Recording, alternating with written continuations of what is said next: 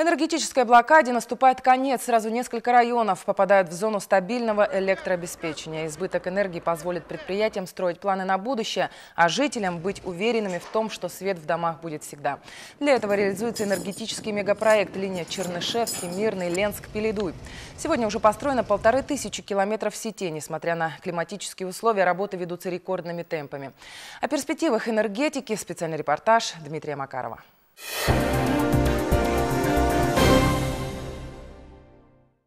Жители отдаленного поселка Пеледуй стали жертвами очередного энергетического коллапса. Сразу в нескольких домах по улицам Молодежная и Пионерская сгорели все бытовые приборы. По словам очевидцев, произошел большой скачок напряжения. Лампочки лопнули, мы даже не меняли еще лампочки вот в ванной, они просто лопались.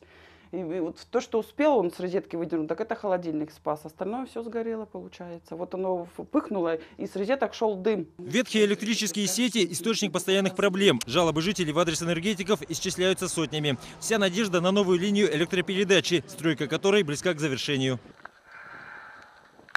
Хорошо, давай! Новую электромагистраль Ленск-Пеледуй планируют поставить под напряжение уже этим летом. Сейчас монтажники выполняют последнюю стадию работы. Прокладывают грозовой трос, внутри которого линия связи. Позади сотни опор и километров непроходимой тайги. Сроки стройки бьют все рекорды. Специалисты говорили одно. Вы не сможете это сделать. Никто этому не верил. Прошло 3 года, 4 подстанции и 1500 километров линии. Ни один из специалистов не поверил, что это возможно сделать. Масштабы возведения ЛЭП специалисты сопоставляют со строительством БАМа. Те же расстояния, природные условия и численность персонала. Впервые в истории Якутии появляется группа районов с избытком электроэнергии. Впрочем, и на всем Дальнем Востоке аналогов практически нет. Мини-ТЭЦ «Центральная» работает на острове Русский вблизи Владивостока. Это одна из 3 станций, построенных к саммиту АТЭС. Вместе с линиями электропередачи и тепловыми сетями они создают мощный энергетический комплекс. Сегодня созданная энергетическая инфраструктура имеет такой запас на развитие, на опережение, что в ближайшие несколько лет ни один объект на острове Русский не будет испытывать недостатка ни в тепле, ни в электричестве. Ну, может быть, сети какие-то надо будет дополнительно построить, но мощность созданных электростанций, мощность созданных тепловых сетей, мощность электрических сетей позволит развивать динамично на ближайшие несколько лет остров Русский в соответствии с теми задачами, которые ставятся правительством Российской Федерации. Первый на Дальнем Востоке район с избытком энергии электрифицировала Дальневосточная энергетическая управляющая компания. Сегодня она является заказчиком всех крупнейших, подобных Владивостокскому, проектов в Якутии. Специалисты убеждены, лишних мегаватт не бывает. Иногда можно слышать следующее. Слушайте, вот мы начинаем строить линию электропередач, мы начинаем строить подстанцию, а вот потребителя у нее нету.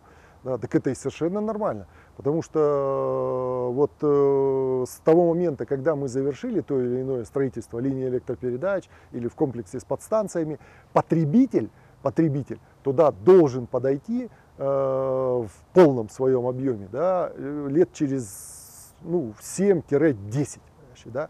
Потому что если мы строим линии электропередач или подстанции только на конкретного сегодняшнего потребителя, то ни о каком развитии речь не может идти. Да? То есть мы только построили, потребитель пришел, все, и мы опять находимся с дефицитом электроэнергии. Только в Ленском и Мирнинском районах Якутии за последние годы потребление электричества увеличилось в разы. Построены новые алмазные рудники, введено в строй Талаканское месторождение нефти. Работают перекачивающие станции нефтепровода ВСТО. Обеспечив эти объекты энергией, строители создают новый запас для будущего производства. Будет строиться и новые нефтепроводы, это вот со Свирявского месторождения будет 2-я ветка строиться, будет строиться газопровод Сила Сибири. Это все энергоемкие производства, для них нужна энергетика. Всего 5 лет понадобилось для того, чтобы в западном районе Якутии произошла энергетическая революция. Современная карта сети еще недавно казалась плодом воображения. Сейчас мегапроект в действии. Новые подстанции и линии через Чернышевский, Мирный, Сунтар, Алекминск, Ленск, Пеледуй образуют энергокольцо, источником которого служит каскад Вилюйских ГЭС.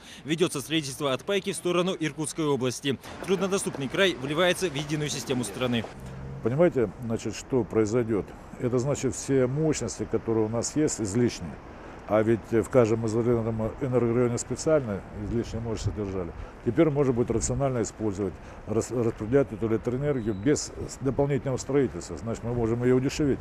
Теперь можно дешевую сибирскую электроэнергию подать на Дальний Восток. А пользуясь тем, что у нас много часовых поясов, когда наступает ночь на Дальнем Востоке, наша дальневосточная энергия передавать через Сибирь в объединенную энергосистему страны. Это на самом деле, значит, то, что было запланировано еще в далекие времена, во времена ГЛР. Вот сейчас мы подходим к реализации этого проекта. Весна в поселке Речников Пеледуй – самая ответственная пора. Крупнейшему энергопотребителю, заводу по строительству и ремонту судов, нужно подготовить флот к навигации. Сбой напряженного графика чреват сложностями во время северного завоза. Новая магистраль поможет избежать таких проблем. А пока все держится на старых деревянных опорах. Печки-буржуйки в каждом доме стояли.